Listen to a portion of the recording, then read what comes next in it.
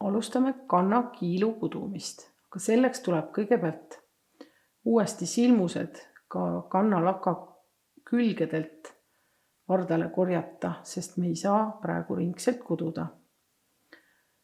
Võta tühi varras. Nüüd alustame uuesti parempidi kudumist. Koo pooled, ehk siis meil on siin 9, nii et võid praegu kududa 4 ja järgmisele vardale siis 5. Pooled kannapõhja silmustest ühele vardale ja pooled teisele. Nüüd me enam kannakudet ei koo, vaid jätkame parempidi. Ja nüüd oleme jõudnud siia kannaküljele, kus meil silmuseid ei olegi. Siit korja välja uued silmused. Selleks pista varras läbi servasilmuse ja võid seda teha ühest silmuse poolest, ehk siis tagumisest. Varda peale jääb tagumine silmuse pool. Ja nagu heegeldades pistad varda läbi silmuse, võtad sõrme pealt lõnga ja tood selle läbi. Igast silmusest tuleb üks uus silmus.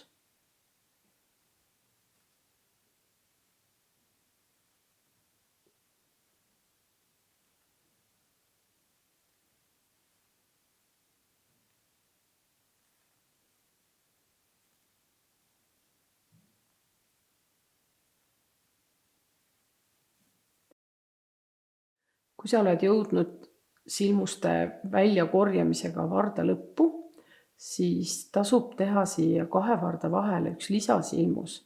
See tehakse selleks, et siia ei tekiks suurt auku.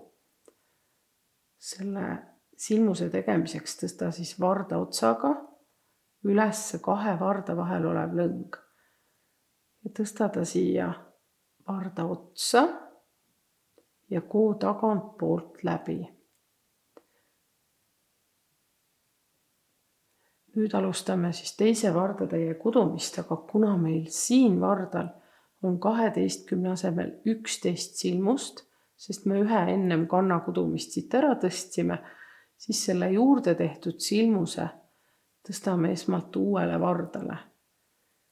Ja siis koome parempidi kõik teise varda silmused siia otsa. Nii, parempidi siis tuleks kududa ka kõik 3. varda silmused. Kui sa oled jõudnud 3. varda lõppu, siis on ees kannalaka serv, kus meil silmuseid ei ole. Ja kõige esmalt teeme siis selle lisasilmuse siia 2 varda vahele. Selleks tõsta siis esimene lõng siit 2 varda vahelt ülesse ja koo samamoodi nagu teisel pool keerd silmusena läbi, ehk siis pista varras läbi tagumisest silmuse poolest. Ja nüüd alustame siis uute silmuste korjamist. Jälle tagumisest silmuse poolest, igast silmusest üks uus silmus. Pista siis varras läbi silmuse, võta sõrmet lõng ja too läbi. Ja nii kuni lõpuni.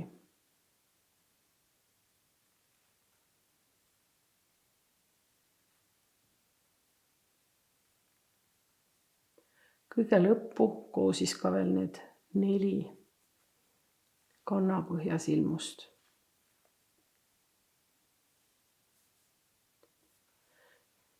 Nüüd on töös uuesti 4 varrast ja kui me ümberringi vaatame, siis saaks hakata ringselt kuduma,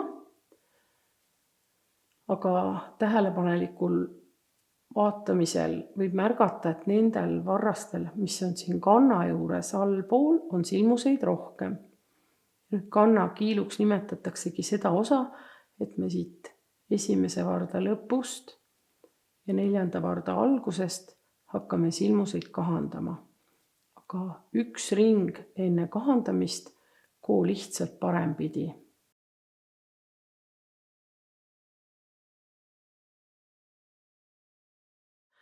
Nüüd kui ring on täis ja sa oled jõudnud uuesti siia kanna alla, siis alustame kahandamist. esimese varda silmused koo parempidi siis nii, et 2 viimast jätta kudumata.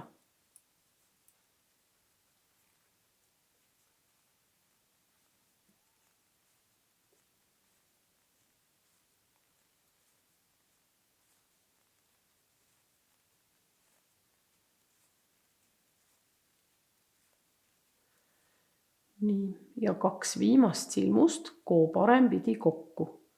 Lihtsalt pista varras läbi 2 silmuse ja koo silmus parempidi. Teine ja kolmas varras koo lihtsalt parempidi.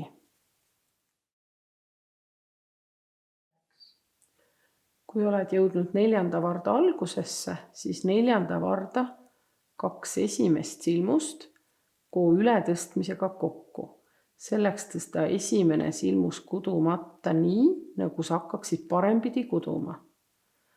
Teine silmus koo parempidi ja tõsta esimene kudumata silmus teisest silmusest üle.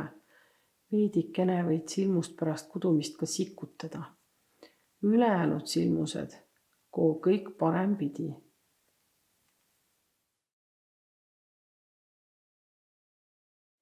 Edasi hakkagi selliseid kahandusi tegema üle ringi.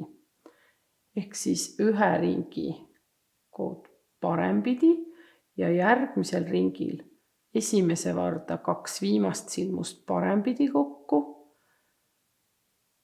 ja 4. varda 2 esimest silmust parempidi ületõstmisega kokku. Neid kahandusi tuleks teha nii kaua, kui kõikidel varrastel on võrdne arv silmuseid. Ehk siis praegu 12. Kui kõikidel varrastel on võrdne arv silmuseid, siis on kannakiil valmis. Kannakiilust või nendest kahandustest tekib siis kummalegi küljele selline silmuseline joon. Seda nimetatakse siis kannakiiluks. Teisel pool siis samamoodi.